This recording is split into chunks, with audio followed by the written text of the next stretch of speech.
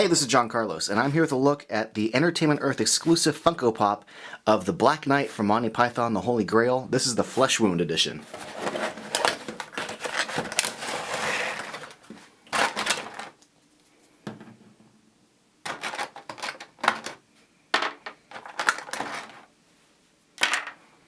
Now, there is a regular Black Knight pop out there, but when Funko first announced they were doing Holy Grail figures, and I saw the photos of the Black Knight figure, I thought, that's cool, but you know what would be really cool? Is a Black Knight that was dismembered. And Entertainment Earth and Funko were like, oh, don't worry, we got your back. Hence, this exclusive here. And I think this exclusive is probably one of my favorite pops I own now. If you've never seen Holy Grail, which, what the hell's wrong with you?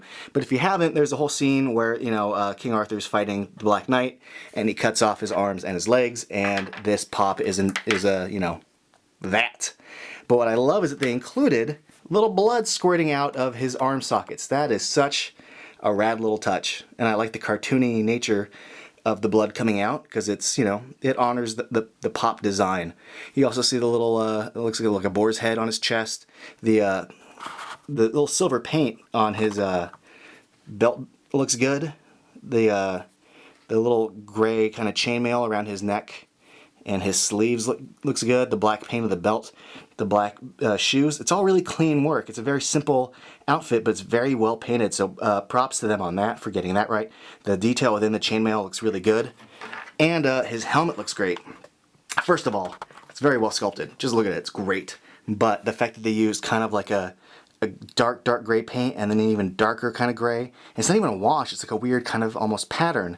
Or at least a very specific paint design that went into how they applied it. And I think that looks great. It gives a really, really interesting texture, which I think really looks awesome. Also, the sculpt on the top of the helmet is just as good as the sculpt in the front with the grading. I like his eyeballs kind of visible there. The skin paint does not bleed anywhere, so I think the skin paint was really well done.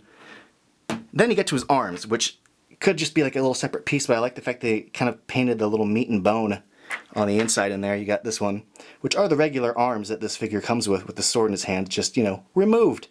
But this is a nice touch. These are really awesome accessories, if you will.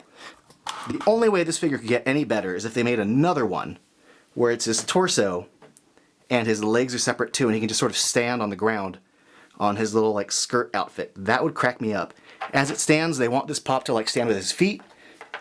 Technically, I'm not saying they should, but you could make a figure with one arm missing, two arms missing, one leg. They could go nuts if they wanted to. I hope they don't. I think this is a nice one, and I'm really happy with it. As a fan, holy crap, this is great. So if you're a fan too, I think you're going to like this. Thanks for watching, and if you want, follow me on Instagram and Facebook and all that crap.